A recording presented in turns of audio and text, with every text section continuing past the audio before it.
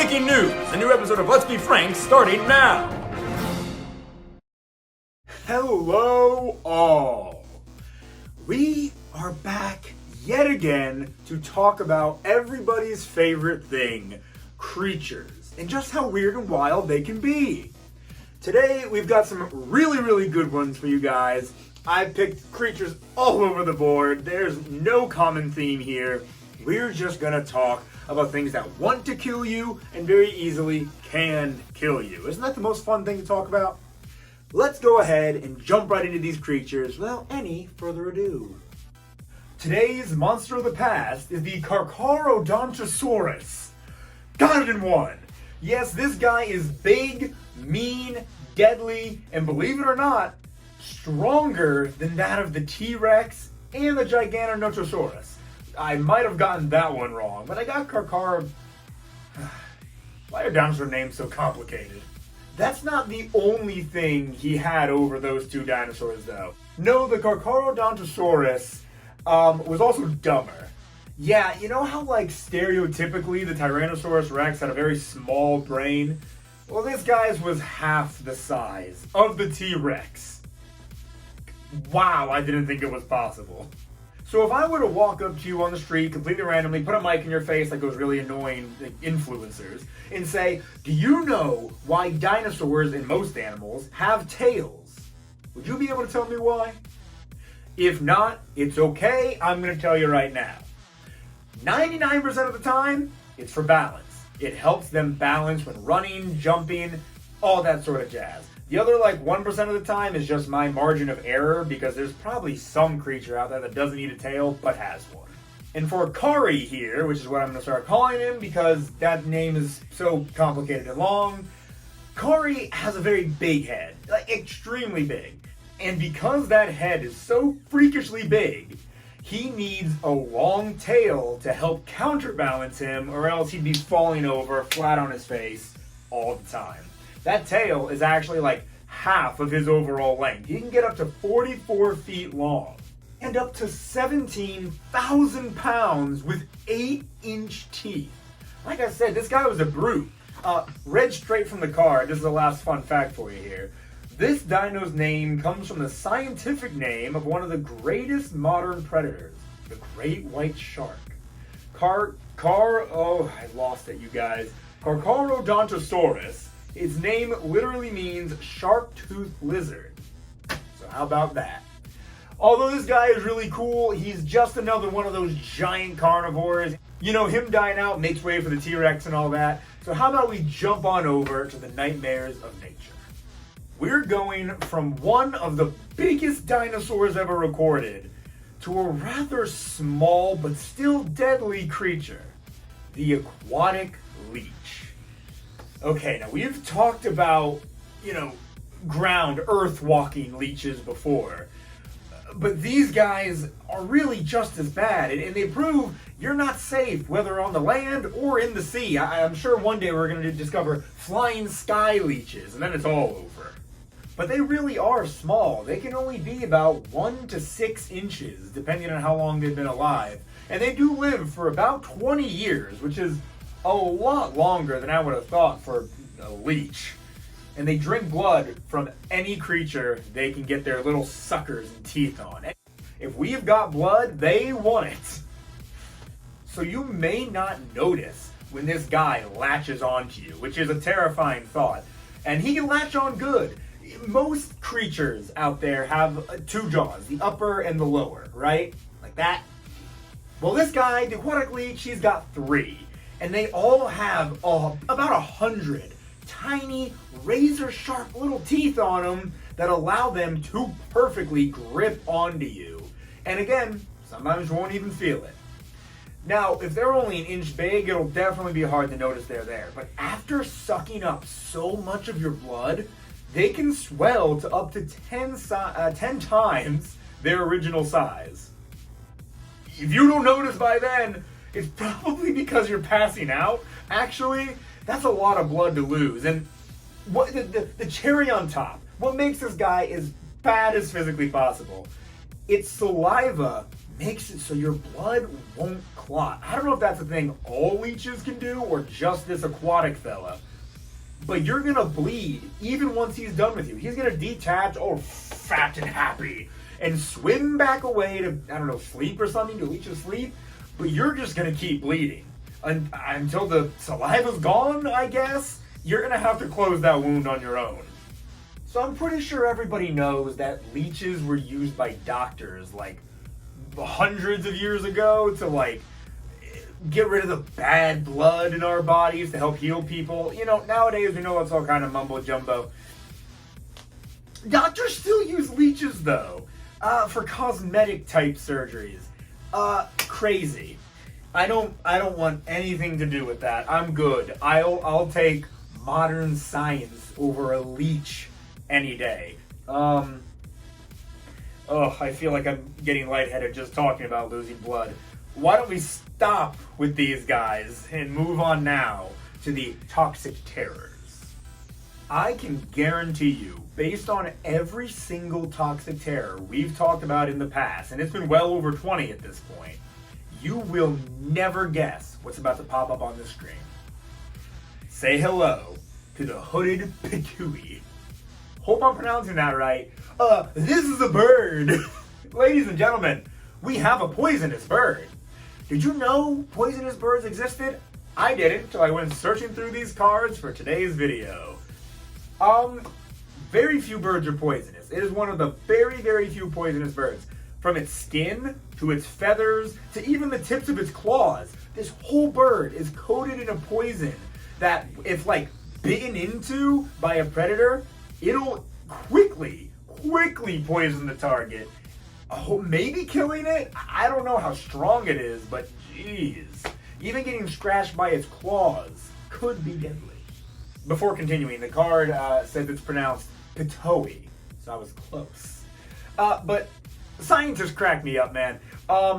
Apparently this bird had been known about for a very, very long time. More than a century, actually. But in the 1990s, a scientist was like, guys, it's poisonous. You gotta believe me. Here, I'll prove it to you. And he put like the tip of the feather in his mouth to prove it was poisonous. I don't know how that proves anything. Did he start like foaming and like convulsing on the ground or something? Let me read you the story of this scientist who just put the feather in his mouth. Listen to this. The hooded Pitohui is a common bird in New Guinea and has been known to scientists for more than 100 years. However, the discovery that it is poisonous didn't come until 1990 when a student, Jack Damacher, was studying the bird. He was scratched by Pitohui's claws, then noticed that his lips went numb when he licked the wound. Why would you lick the wound?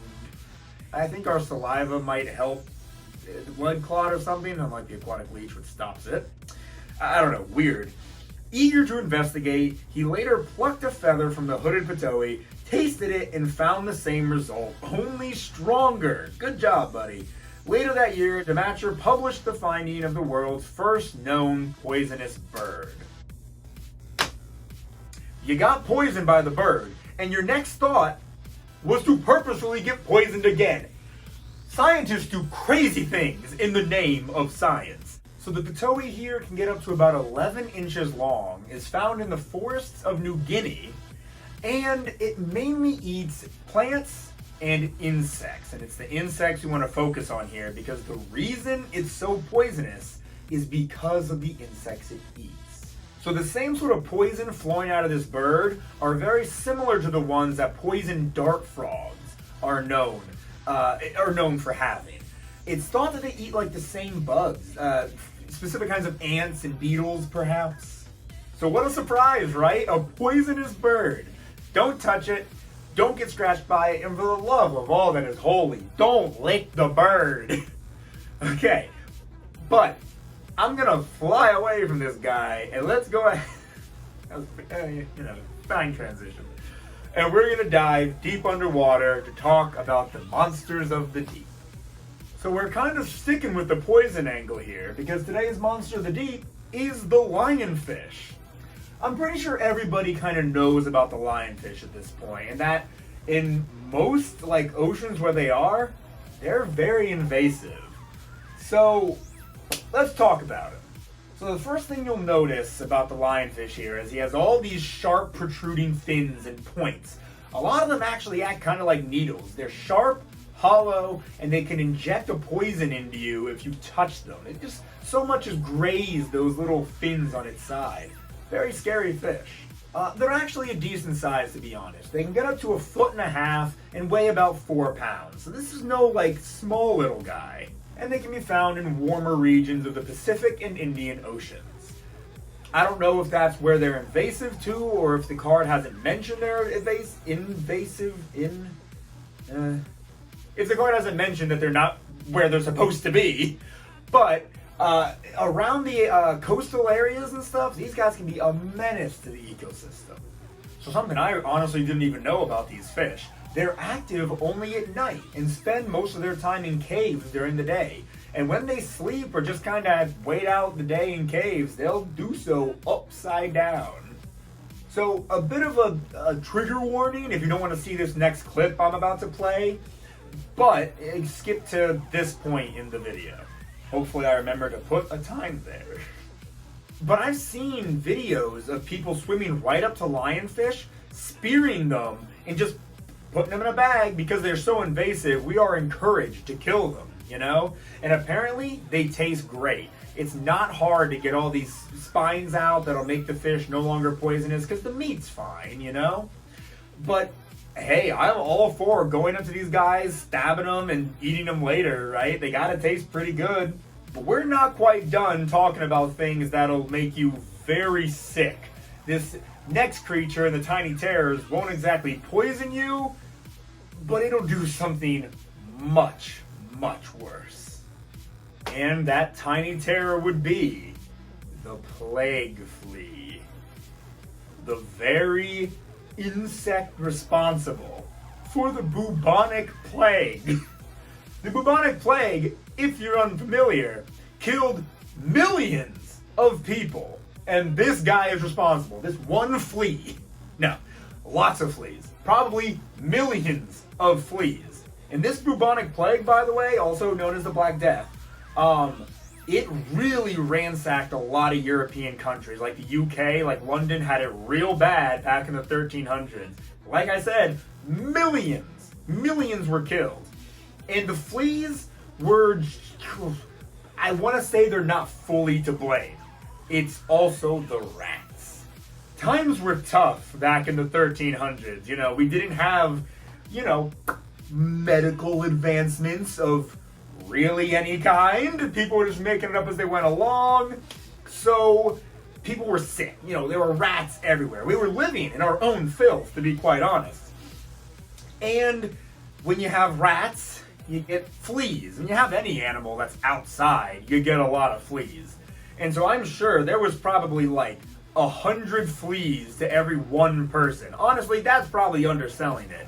I'm sure there was 100 fleas to every one rat. And one rat to every 1,000 people. Honestly, it was bad. It was real bad back then. That might have been overestimating things. But who knows? I wasn't there.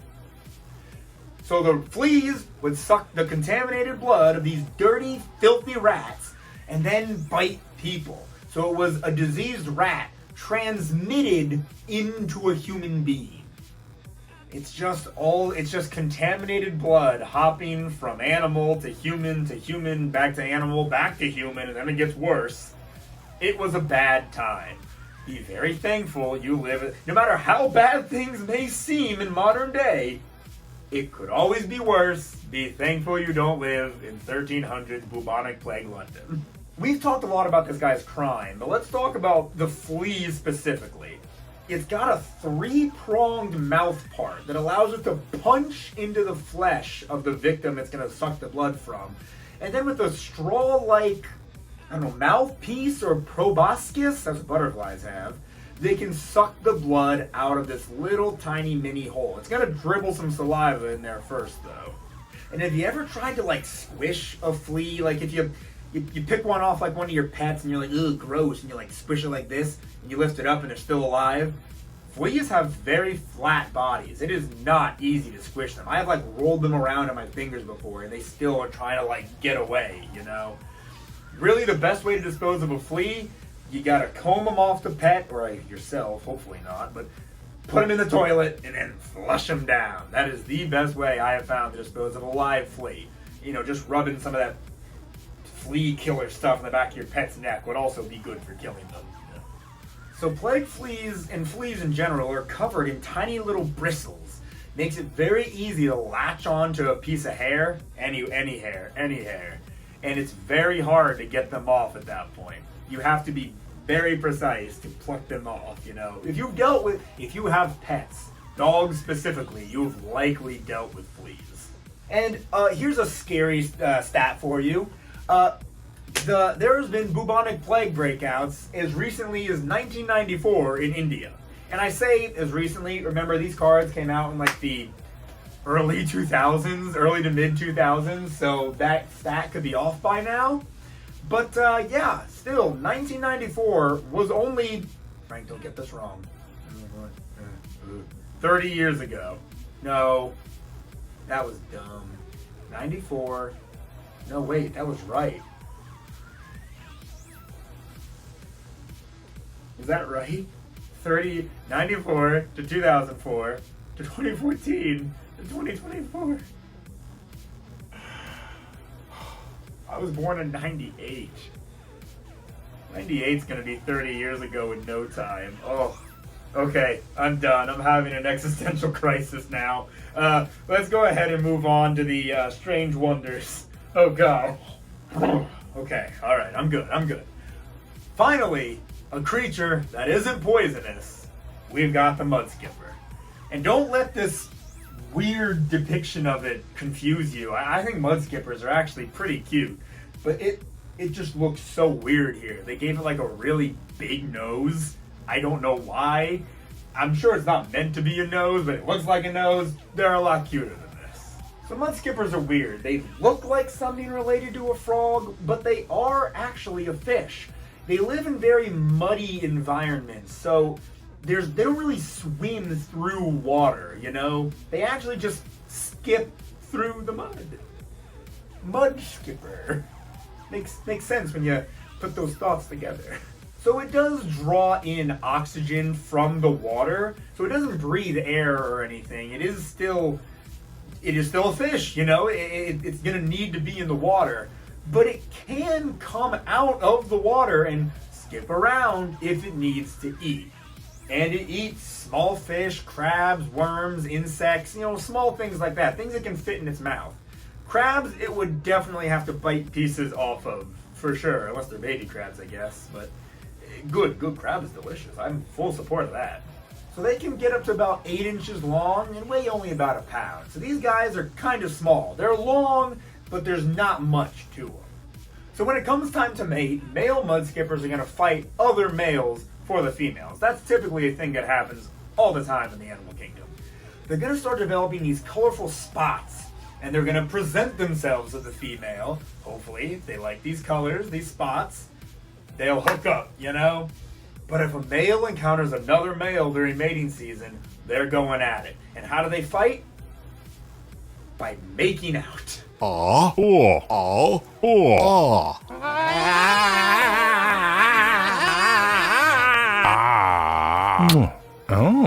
They fight with their mouths, so they just kind of go at each other with their mouths.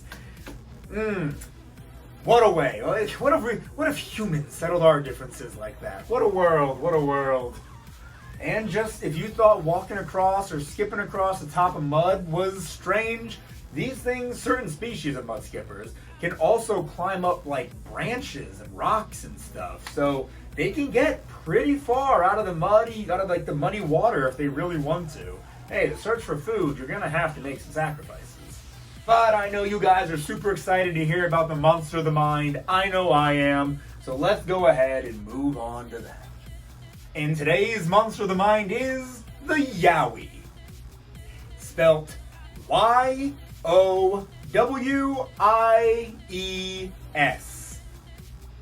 Not the other Yowie. Be good. So our Yowie here, I am never gonna stop hearing the other version. The Yowie is like a distant cousin of the Bigfoot, you know? But Yowies are found in Australia, the Australian outback.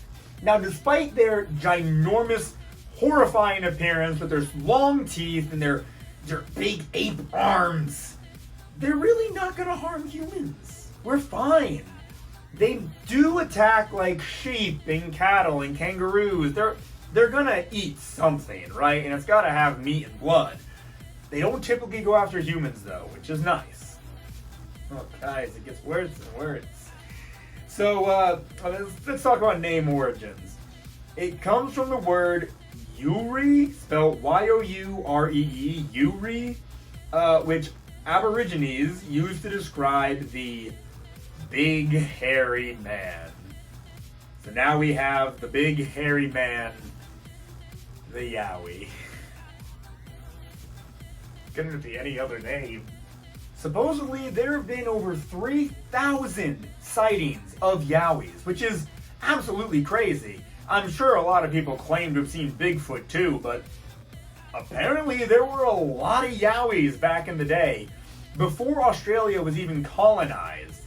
Aborigines spoke of potential wars they used to have with Yowies, and even though they were really strong and fast, the Aborigines had, and I'm quoting the card, very primitive weapons that they were using to make them fall back, basically. Again, they're not really after human blood. I'm guessing it was just a territorial dispute or something. But it's pretty wild. You had the OG natives and the colonizers. Let's be honest, the criminals London didn't want. I'm sorry. All seen the Yowies. I feel like there's more evidence for Yowies than there is Bigfoot at this point. So, similar to one of my favorite cryptids you can find right here in Florida, the skunk ape, the Yowie stinks real bad. And you can smell this thing coming from a decent distance away. Big and hairy, smells really bad. Could this just be an Australian man? I'm sorry, I've never been to Australia. It's a cheap shot, but I gotta take it. But listen, at the end of the day, I'm just glad Bigfoot supposedly doesn't have teeth this big. You know, they may not want to come after us, but I'm sure they will sink those fangs into our backs if they have to. But I think I'm done insulting the people of Australia for now. And I would instead like to start thanking you guys. Weird and Wild Creatures, man, that is my longest running series, and it shows no signs of stopping. As long as you guys are watching, I'm going to be creating. If you like this video, why don't you give it a like and subscribe if you have not already. Follow my Instagram and Facebook, LesserFrank2020. And don't forget, Jokum and I have a podcast now. It's called Certified Pokemoments. If you like Pokemon, you're going to love this podcast because every single week, every Wednesday, that is, Jokum and I randomly generate one Pokemon, and we talk about its entire evolution line. We go over stats and moves, alternate forms, and then at the end of the episode, we do our little segment, Wed, Fed, and Dead. Could we marry this Pokemon and be okay with that arrangement? Would eating it be morally okay and taste good? And could we kill it in a fight with our bare hands, or maybe a metal bat?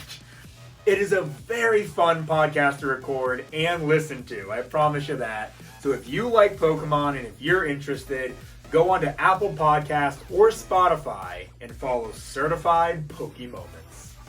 And with all that being said, once again, guys, thank you so very much for watching.